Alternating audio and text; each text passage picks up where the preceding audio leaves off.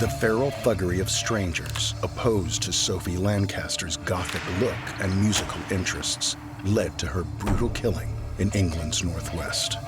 Across the sea in Norway, the members of metal band Mayhem lived up to their name, with suicide and murder propelling them out of darkness and into the spotlight.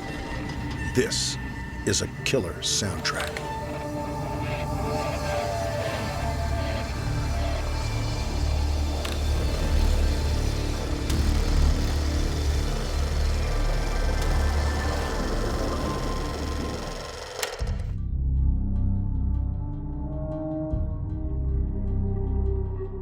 Sophie Lancaster was just 20 years old when she and her boyfriend Robert Maltby were attacked by teenagers they did not know.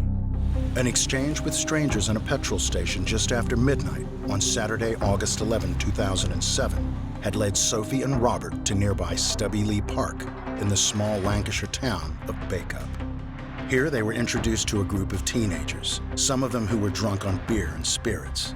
But what started as a friendly exchange turned violent when two of the boys began a savage assault on Maltby, knocking him unconscious and stamping on his head and body. When Sophie went to Robert's aid, cradling his swollen and bleeding head in her lap and screaming for help, she became their next victim. Sophie Lancaster and Robert Maltby were beaten and left for dead.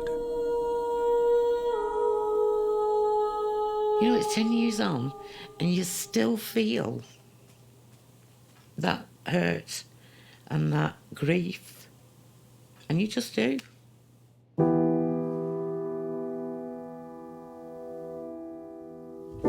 And it's a really weird thing. I mean, sometimes I can't remember what I've done yesterday, but I remember that day as vivid as anything. Sophie Lancaster passed away 13 days after the attack, when her life support machine was switched off. When the murderers were sentenced, the judge described their offense as a hate crime against harmless people who had been targeted because of their appearance. Robert and Sophie's facial piercings, her dreadlocked and colorful hair, and their preferred music had labeled them Goths or moshers to their attackers. But virtually from the moment Sophie's life had been ended, some of those who could relate to the tragedy and horror of her story began to play their part in establishing a legacy. I distinctly remember the news footage of when Sophie was killed, because I was sat down with my daughter, and I remember it just bang, just hitting me so hard.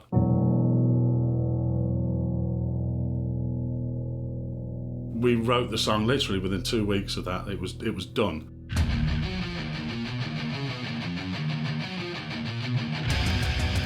Beholder's single, Never Take Us Down, had been written as a reaction to Sophie's murder, and more broadly, as a response to stereotypical perceptions.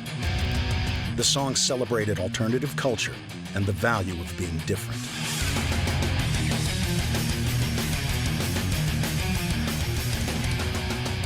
I think music generally gives people a breakaway. You know, the world can be a dark and dismal place at times.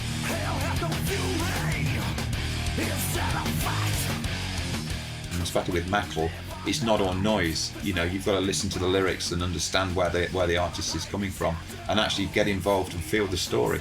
And inevitably, there is a story with a lot of music, with the music, and it's personal. The strength you gave us will never be denied. To all the non-believers, you better go run and hide. Touched by the cruelty and tragedy of Sophie's murder, Adam Gregory, a director of the Bloodstock Heavy Metal Festival, and Beholder lead singer Simon Hall were compelled to take action. They became the connection between Sophie's mum, Sylvia, and Britain's metal scene. Songs were written about Sophie, and others dedicated to her, while an entire movement of support was sparked into action as musicians learned more about the young girl whose life had been snatched away. She was funny, intelligent, sarcastic. When she was young, she liked panpipes. You know, the Mexican, she loved it. And brass bands she really liked, you know, when she was little. And then obviously she grew up and she liked heavy metal. Marilyn Manson was her favourite. Reading was Sophie's big thing. I remember, once from school, they sent home books, they were like a poem book. I remember sat reading this poem and thinking, wow, that kid's got a real grasp of English language.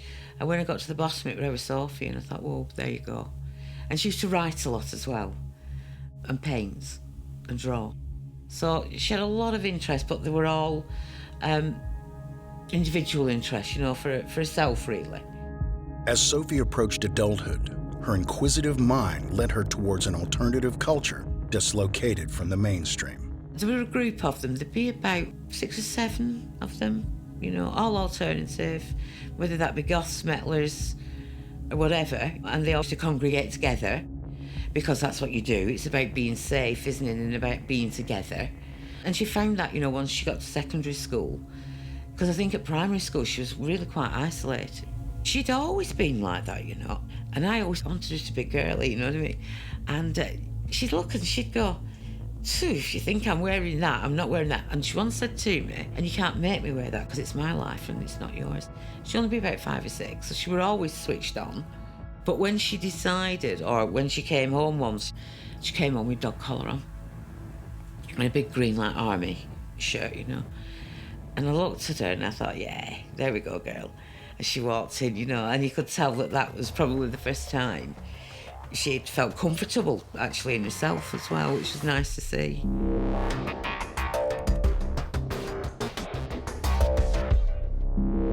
It seems that after Sophie's murder, people were saying to the kids, "Don't dress like that, please don't dress like that and go out." Because then people became concerned that they'd be targeted. That people would be concerned about public reaction to a particular look or dress code does not sit well with Simon Hall. This is all just an extension of my, wanting of being, if you like. It doesn't make me any less a person, in my opinion, But it's all about that sort of embracing different cultures, but that's something that we modern society finds very difficult to do.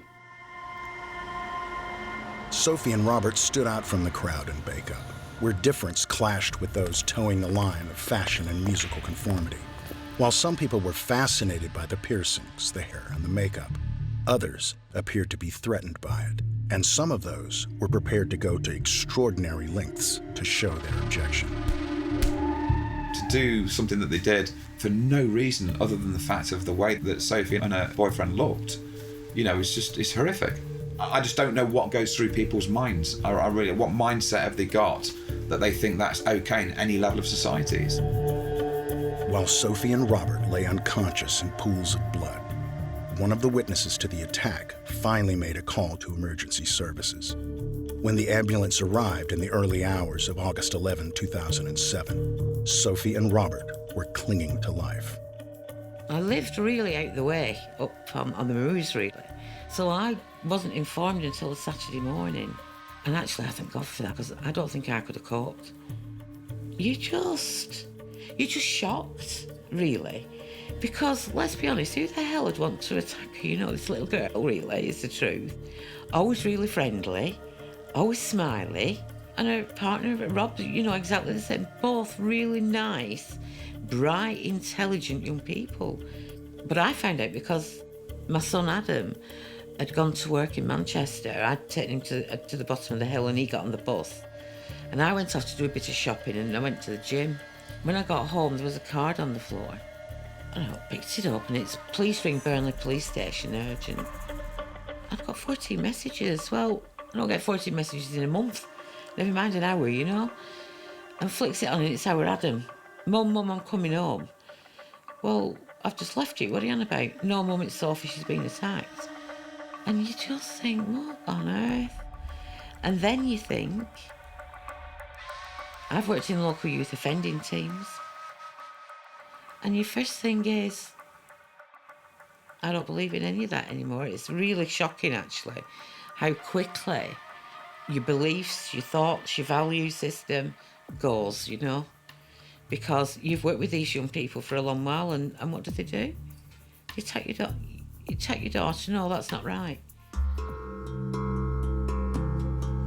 The circumstances surrounding the attack hit Sylvia hardest, but strangers also shared in her grief.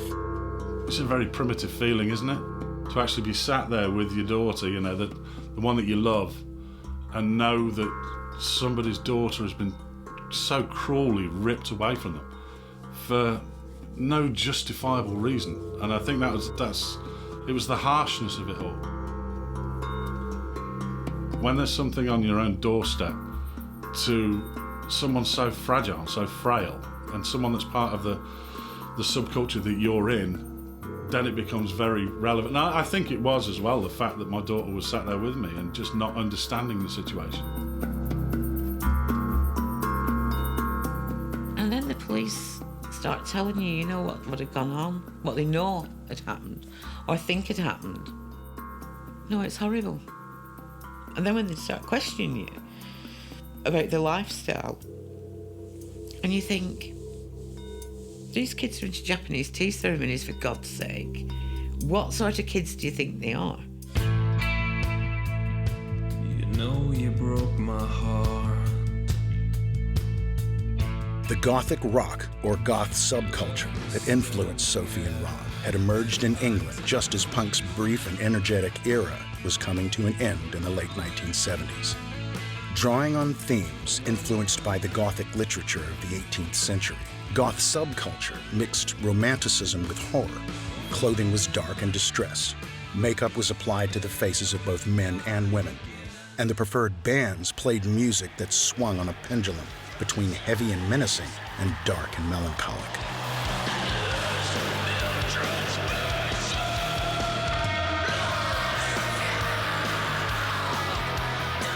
But despite listening to music that sometimes would cross over into the mainstream, those who follow its dress code are often marginalized. Goths are considered odd, freakish, and dangerous in a society that struggles with difference. For 2 brief years, Sophie Lancaster and Robert Maltby's bond grew stronger through a shared appreciation of music, art, and literature under a Gothic cloak. They were always judged, you know, no matter where they were. I'd look at people, you know, and I'd think, how ignorant are you? You know, because if you bothered to speak to them, you'd realise, actually, what lovely young people they are. How dare you judge people from just their appearance? And actually, they have a right to be who they are. They have a right to walk down the street without fear, without being scared, and without people commenting. As a mum, you'd think, well, I wonder what they have to put up with when I'm not there with them. And it turns out, you know, that they've been attacked 3 times prior to this attack. They didn't tell me because they knew. I'd have gone mad. But they just seemed to take it as part of who they are, of who they were, you know. And that's acceptable. Well, actually, it isn't. Sylvia's views on the attitude and culture out of which her daughter's murderers emerged were influenced by her personal experiences in working with local youth. When you'd listen to young people talk about them dirty moshers, and you think, hold on a minute now, I'm not having it. What's a dirty mosher? And they say things like, well, they're miserable, they're self-harmers, they're always in black. Even down to, well, like I said, well, the Satanists. I beg your pardon? How do you work that one out? That's the music they listen to. The whole just started back in the day, and it was a bunch of school friends just hammering out Queen covers and Iron Maiden covers. How would we describe the music? It had a vibe of Sabbath, but it had a vibe of The Haunted as well. It was modern and it was hard-hitting. And the lyrics kind of complemented that as well. The lyrics have always been very much reality-based. The here and now, the things that actually affected me, the things that sort of, you know, hit my psyche, if you like, or hit my heart or whatever, you know. And Sophie Lancaster was one of those things. But when you actually see a kid in the front row crying, and you know that that kid has been sort of affected by your words, that's when we knew we had to carry on doing what we were doing, because we were connecting in a very personal way with some of the fans. And that was, for me, that was everything.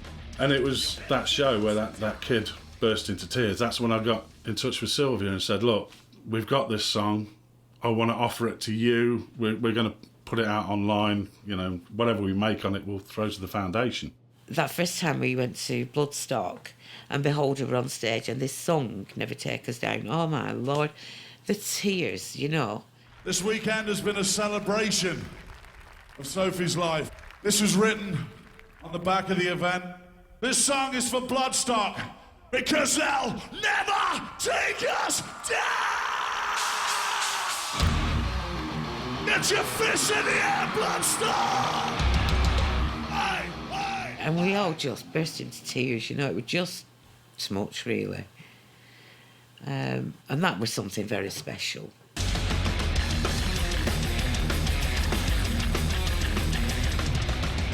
It was given full embracement from the family, and that was wonderful.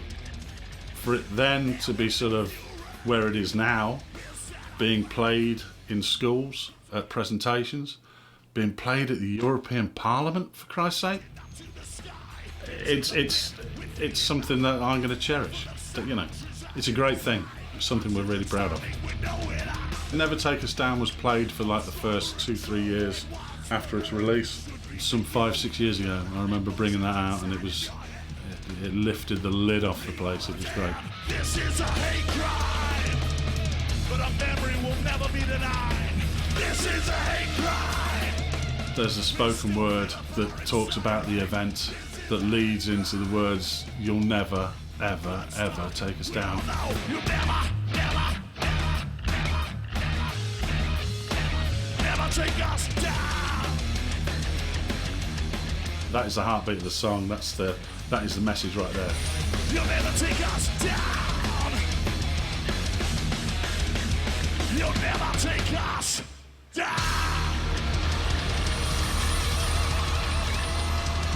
To actually have that song referred to as the song for the Sophie Lancaster Foundation is amazing. It's amazing, and to think that in some small part, you know, kids may sort of walk away from the presentations that the foundation does and in some small part just takes a bit of comfort from it, a bit of positivity from it. That's all I could ever ask, and that's Prejudice.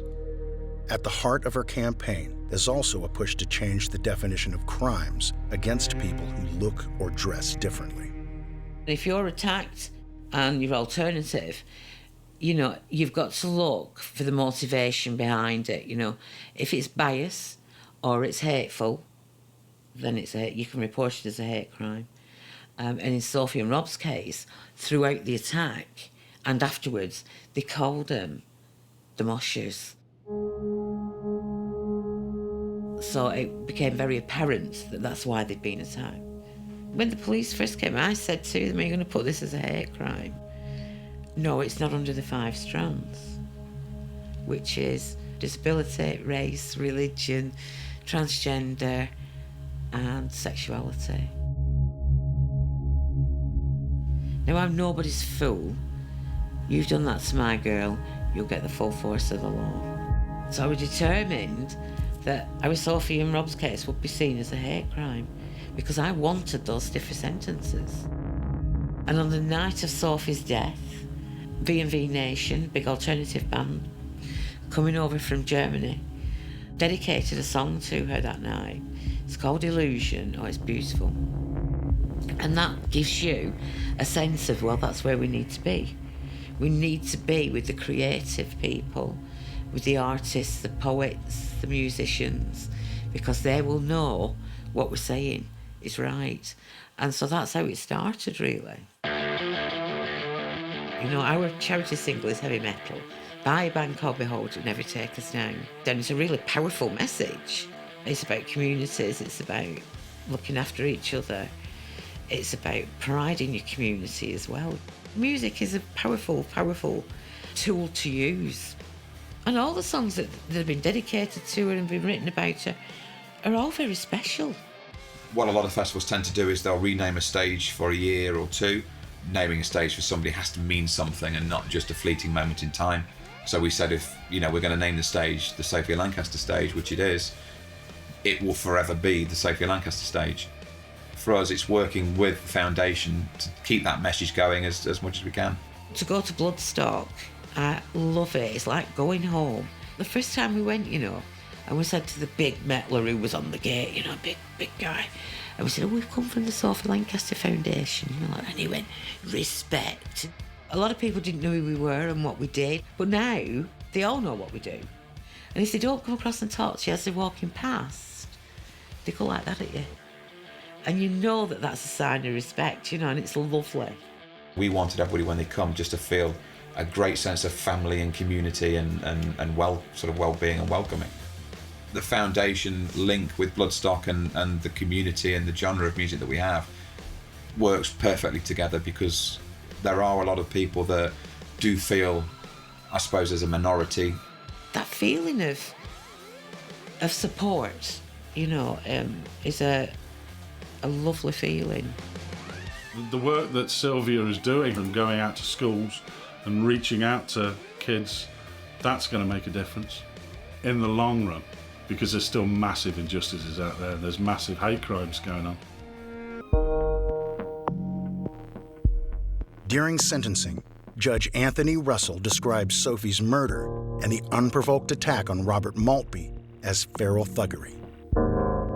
His disgust at behavior he said degraded humanity was reflected in the sentences he imposed. Ryan Herbert, just 15 at the time, had pleaded guilty to murder and was given a 16-year and 3-month sentence. Brendan Harris, also 15, was jailed for a minimum of 18 years. Brothers Joseph and Danny Holm, both 17 at the time, were sentenced to 5 years and 10 months. And 17-year-old Daniel Mallet. A tragedy, as it did. I think the banding together of the community within metal as a genre is unparalleled, because I think more people are speaking up now probably than they have done before. And that's all come around from the tragedy with Sophie, that people have felt strong enough that they would get taken seriously.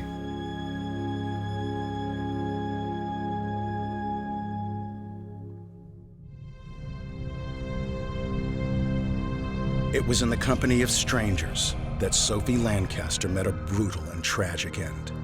Across the North Sea in Norway in a different time, the tragedy of metal band Mayhem came from friendships within that were torn apart by suicide and murder. We sold a lot of newspapers over the years, that's for sure.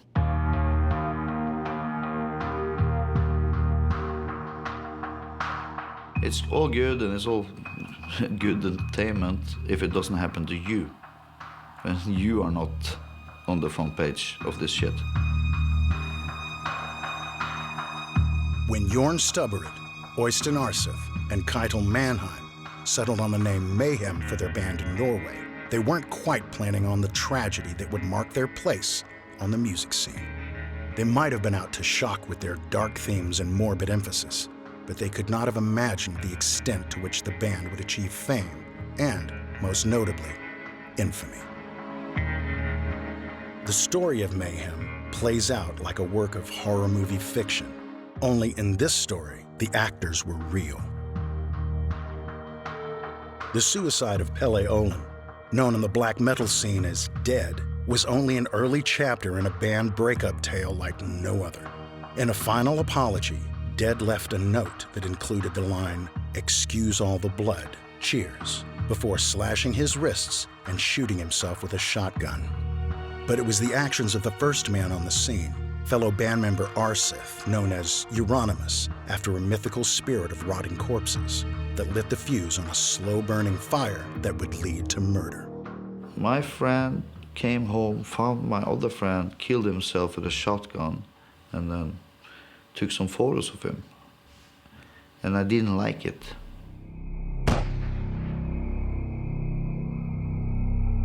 Arseth's decision to take photos of Olin sprawled on a bed, his skull obliterated by the shotgun blast, was not one made suddenly or irrationally. In fact, he was so entranced by Olin's death that he headed out to buy a camera before returning to the scene to take the pictures. It is also alleged that he kept fragments of bone to make jewelry. It was a calculated act that infuriated Stubberud. It was a very traumatic thing, so it took me some time to get over that, just think straight. Plus, I just became a father, which was also a major, big thing for me. A lot of stuff to process. Olin's suicide and Arseth's reaction to the tragedy was the catalyst for Stubberud to exit the mayhem scene. Without him, Arseth recruited Varg Vikernes, otherwise known as Count Grishnak, to play bass, and he called on Attila Csihar, a Hungarian vocalist. During the next 2 years, the relationship between Vikernes and Arseth began to sour. The vision they'd once shared was fractured, and tensions grew before Stubberud returned in 1993. Another tragedy was about to be carved into the mayhem legend. But long before Jorn Stubberud was drawn to the thrill of black metal, whose heavy sound and satanic connotations mayhem would help define, it was the strains of a popular rock band that had drawn his attention. I was exposed to the Rolling Stones where I grew up. Both my uncles were heavy Stones fans. I also know now that Mick Jagger taught me how to speak English because I knew a lot of Stones lyrics before I knew what the words meant. But while the Stones were his first musical sampling, Stubberud was struck by something altogether more powerful. When he flicked through a neighbor's record collection. I was deep into the Western books at that time. And then we come into his house, I see the Ace of Spades cover, Motörhead. The cover is like these three guys standing in some desert. They're all cowboyed, suited up with guns and cowboy hats and stuff. And like, I have the soundtrack to where I was at the moment, deep down into the Western world. All the songs was about bad luck and playing poker and, you know, shooting people in the back and stuff like that. It was a revolution for me, and also at that time, first time I heard somebody use a distortion on the bass guitar. When I saw that, I was like overwhelmed. That's how you do it. This is the way. Inspired by Motörhead, Stubberud had found his place in life, and his musical pathway was set. While Motörhead were leading England's heavy metal charge, the band members in a formative mayhem were also attracted to another British band, and not just for their sound. On the way also, it was a band called Venom from England. They put on this theatrical thing and all the lyrics about Satanism and stuff like that. And we knew it wasn't true, but we wanted to believe it. The suicide of Pelle Olin and Oystein Arseth's decision to take photographs of the death scene gave mayhem a very real and macabre edge to their story. Olin's death also drew the attention of media, who highlighted a disturbing character who would apply black and white paint to his face to appear corpse-like.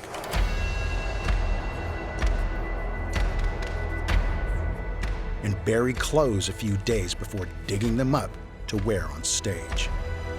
Incredibly, after Stubberud and Arseth had settled their differences, further tragedy was to strike. 2 years later, I told him that, you know, get rid of those photos and we'll be okay again. And then we got back together, and so I was back in '93, summer of '93. We started to make plans for our 10-year anniversary show that was, you know, upcoming next year and stuff. And then tragically he was killed. Yeah. That's it.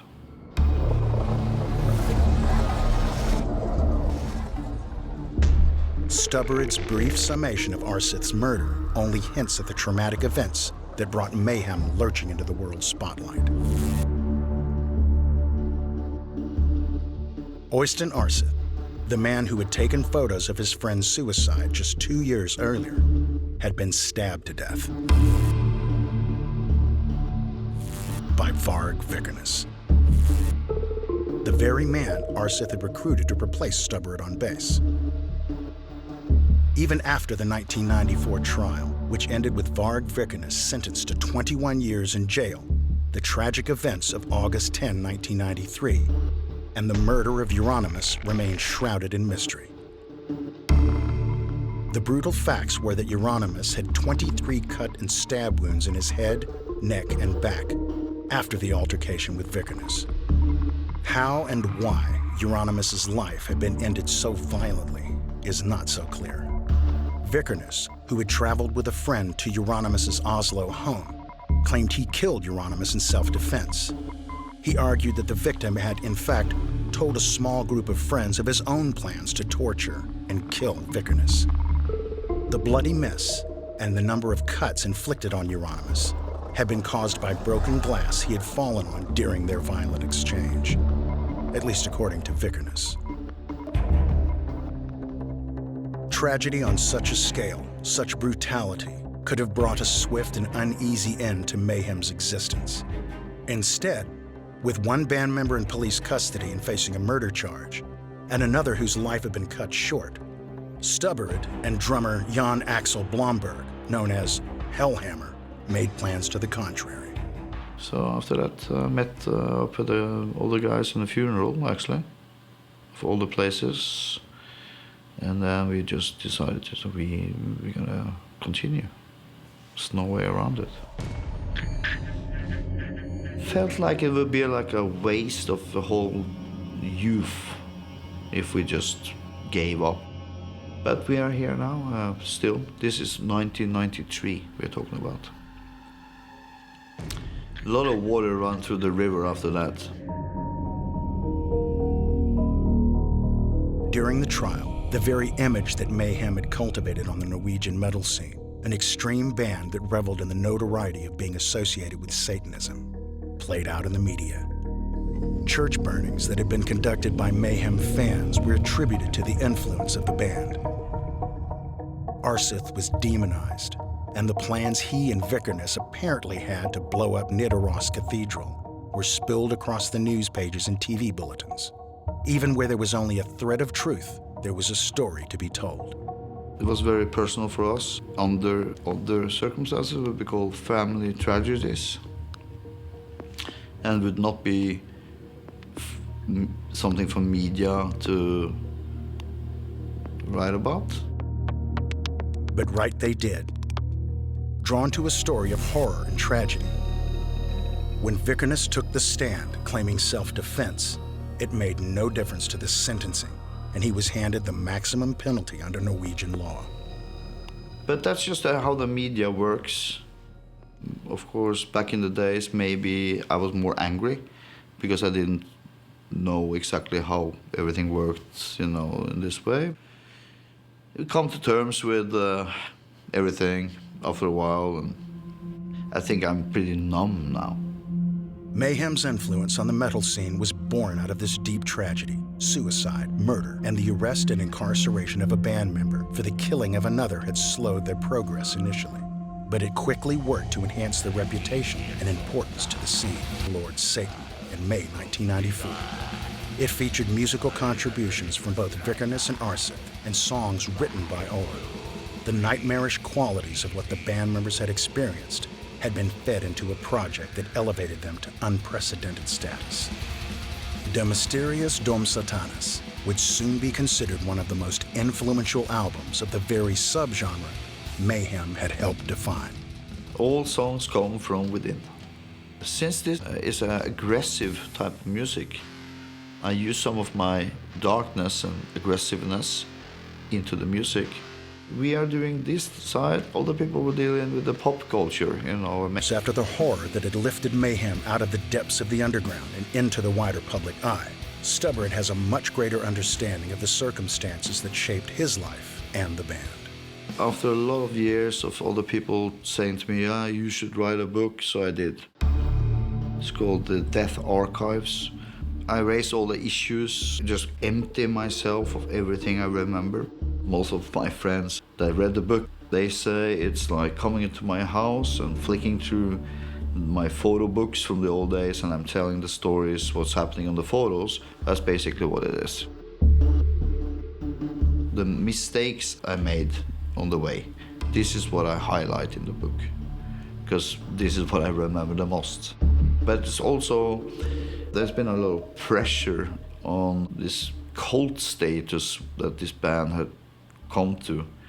because we have a couple of dead members. I didn't totally get it before, for example, Chuck Schuldiner died. And after listening to Death, his band, for many years, when he passed away, music had a different meaning. And I couldn't even listen to it for a couple of years. So then I realized that maybe this is what my fans or people who love my music is experiencing. And then that's it's a different level, that when you're in the middle of that, you don't think about these things. But I come to realize stuff like this. So it explains a lot of the thing, like why all the people have this fascination about what happened with my band back in the days.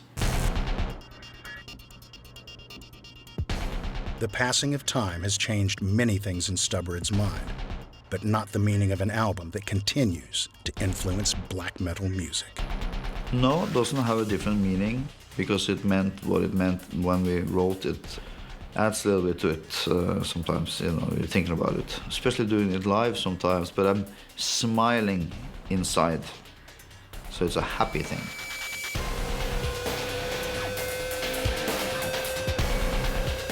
Of course, I wish these guys were around, sometimes.